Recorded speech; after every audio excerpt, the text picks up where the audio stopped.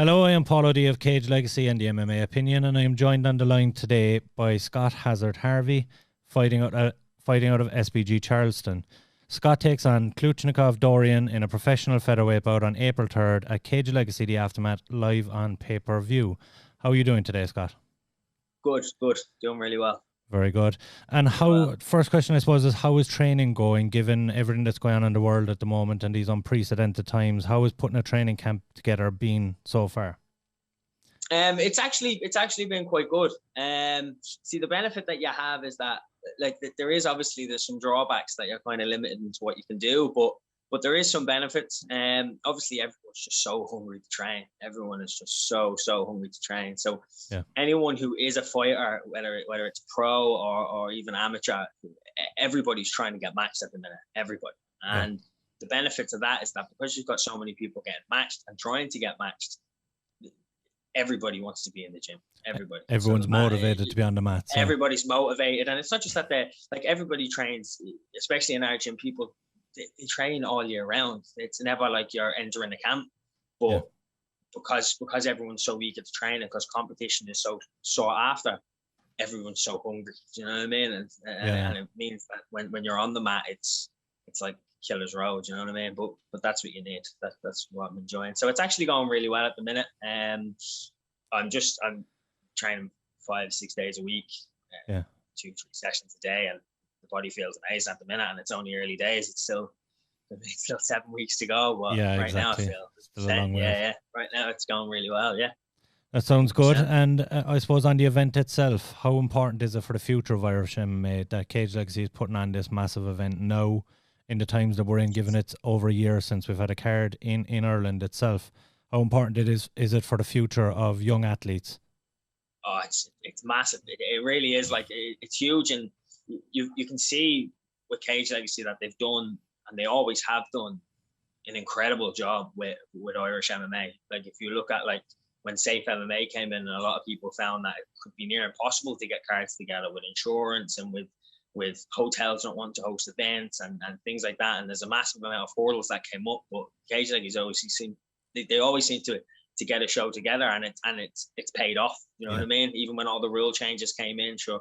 When I was fighting amateur, like I don't know how many years ago, when I started, it was no shin pads. My very first amateur fight was in Trinity Sports Centre in Dublin with no shin pads, knees to the head, the whole lot. You know what I mean? It was literally 2 minutes off pro. Seeing that all the hurdles and stuff that's come in to make MMA safer, and obviously they've overcome all that, and now it's just another hurdle. Do you know what I mean? It's just another thing to prove that they can get a show on. So yeah, it's massive. It's huge for especially for people who are starting out. If you started MMA in the last 2 years, you probably haven't you've never actually really felt MMA. Do you get what I mean? That's like a community, or as like with shows on quite frequently. So they're obviously working hard to help. Do you know what I mean? And it's needed. It really is. Yeah, of course. Tell me a little bit about how you got started in MMA, your background, and getting into it and joining SBG Charlestown. I actually don't know. I think it was about 8 or 9 years ago. I think about it. I had no background in any other martial arts when I started. I'd never done boxing or jiu-jitsu or anything before. He's actually my second cousin, I think. Owen is actually already. It's my second cousin. So it worked out that one of my friends at the time wanted to lose a bit of weight. At the time, I used to go to the gym in terms of like I used to go and lift weights and stuff like that. I was only kind of getting into it. I think it was in 4th year in school, 4th or 5th year. And I'd been lifting weights and stuff for about a year and enjoying going to the gym. One of my friends was like, "Oh, why don't we do this MMA stuff? We want to lose a bit of weight." So I went up with him. I was like, "Yeah, I'll go up." And I started, and I really enjoyed it. I was just fascinated by how someone half my size could just absolutely strangle me in a heartbeat. You know what I mean? And it was but I enjoyed it. I think the very first thing I bought when I started training was like gear or something. It was just like obsessed with grappling and stuff. And I never looked back since. Do you know what I mean? I just started it, and I think it felt natural in a weird way. Do you know what I mean? It felt like when I started it, I didn't feel like when I was going to the gym, it was like, oh, let's go to the gym now. I wanted to go to the gym. I was finishing school. Like I was working at the time as well, and I was finishing work, and I was like, yes, I'm off. Let's go straight to the gym. Do you know what I mean? And that was when I knew I was like, yeah, I'm more than likely to do this for quite a while. So, yeah, that was some years ago. I suppose 2020 for yourself was quite a quiet year, like Yeah. most in Irish MMA though, and your last bout obviously being in November 2019. Are you Yeah. excited to get back in there and showcase what you've kind of picked up in the last 12 months? Yeah, like it's. I was only saying to one of the lads there the other day in the gym. I was like, I look back at like obviously my fight in 2019. I look back at like how I performed back then, and I think of like how I'm training now, at least like just what I've picked up from comparing then to now, and it's worlds apart. You know what I mean? It really is, and I've trained hard the entirety through obviously through the restrictions, doing the best you can. Yeah, I never stopped. I never came away from the gym at all. So it was huge. It was huge in terms of the improvements that I've made, and I'm actually really, really excited to show it off. I think that I don't. It's not like I got better in one area. I just feel every area I've just massively improved in. So yeah, I'm really excited to show it. It has been quite a while since I fought, and yeah, given the circumstances, for the way everything is at the minute, I'm sure there's quite a few other people who are in the same boat. exactly. Yeah. But like I said, I'm sure Cage Legacy won't be slow putting on another show. Do you know what I mean? So fingers crossed. Once we get this one out of the way, we'll get straight onto another one as well. Yeah, and I believe this is your first fight on Cage Legacy as well. It's actually, yeah. It's actually, so a lot of the lads that I coach and train with have fought on the show, and I've been to a ton of the shows, but I've just never fought on them. So this would be my first fight on it, and look, the pro debut as well. So might as well take a pick when you're doing it. So exactly. Yeah. And I suppose the fact that it's on pay-per-view as well and such a big card. I mean, they've some phenomenal fights. There's 7 pro fights they're looking at, and title fights in the amateurs as well. Are you excited to be on this card and kind of making your Cage Legacy debut and professional debut on this? Well, that's it. Yeah, like I was looking at like some of like so many lads and ladies from the gym fight on the card.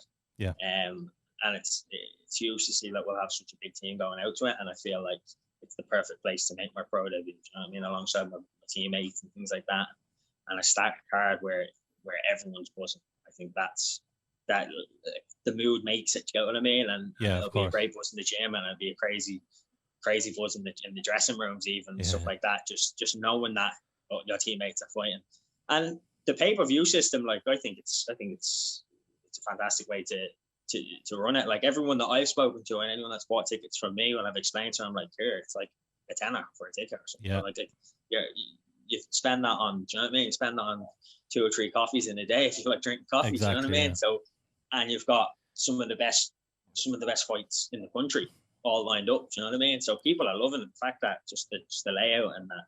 Yeah, and they can watch it, of course, from the comfort of their own home as well. That's it. Yeah, that's it. And then another thing that I thought about it myself was always like, when you're selling tickets to fights, obviously you want to try to get as many people as you can together. But there's just a lot of people that just, like, especially I notice from like my family, so they can't, like, getting time off work, or say getting weekends off work and stuff like that can be a nightmare trying to organise to get out to these events to see them live. But with something like that, literally every person in your family's going to play. Do you know what I mean? Everybody, every friends of friends, even the people that don't like you will spend the tenner just to watch it. Do you know what I mean? So, yeah. So it's big.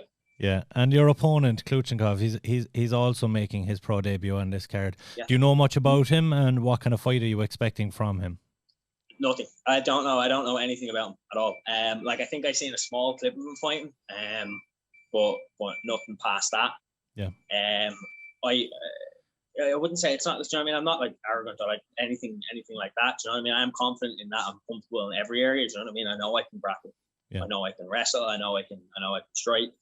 So I'm comfortable wherever it goes. I don't actually have like any sort of like structured game plan in my head. I just want to kind of go out there and just feel comfortable. Obviously, it's a 5-minute rounds as opposed to the 3-minute rounds that we used to.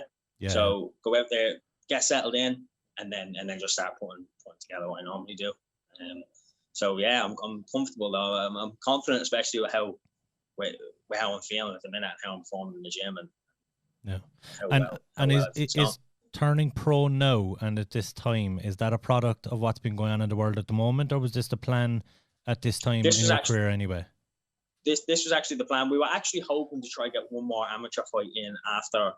In 2019, we were hoping for the very, very start of 2020 just to try to get another amateur straight in and then go pro. Yeah. But obviously, with how things are at the minute, it can be a little bit tricky. But like skill, like from a skill set point, I'm definitely capable of pro. Do you know what I mean? I don't think there's like it's not a case of me being skilled enough or having the technique or the ability to fight pro.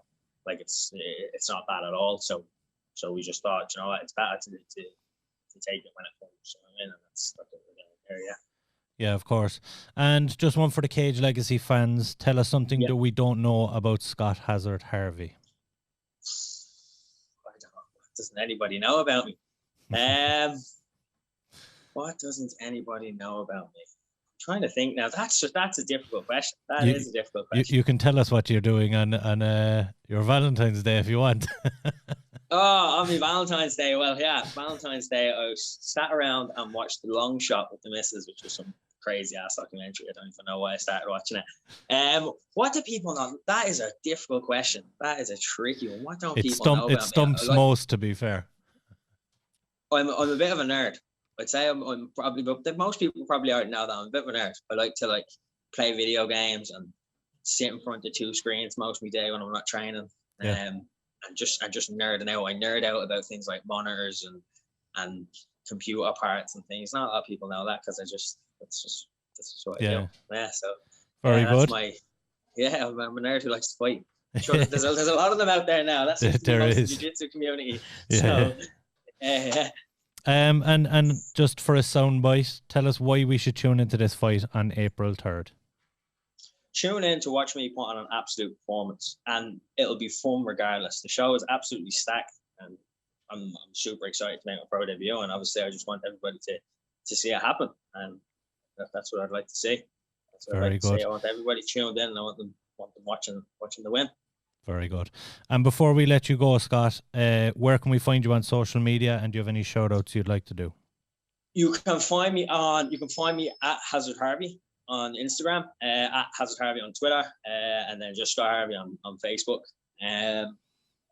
I do have some shout out to every single person that's contacted me about sponsorship and stuff like that. Obviously, it means the world to me. Like AJ Kitchens, they always support me. Scramble reached out to me. There's been a few other companies that have reached out to me, and just thank you for all the support as well to everybody who's messaged me and contacted me about tickets. Like it does. It means the world to me. You know what I mean? It's not like I'm fighting for world titles and that just yet, but you know what I mean? This is the support really means a lot to me. So thank you to everyone. Very good. It goes a long way, of course. Be sure and tune in on April 3rd. You have Scott the Hazard Harvey fighting out of SBG Charlton, taking on Cluicinicov Dorian in a professional featherweight bout live on pay-per-view. Thank you very much for coming online today with me today, Scott. No problem at all. Okay, thank you, Pat. Okay.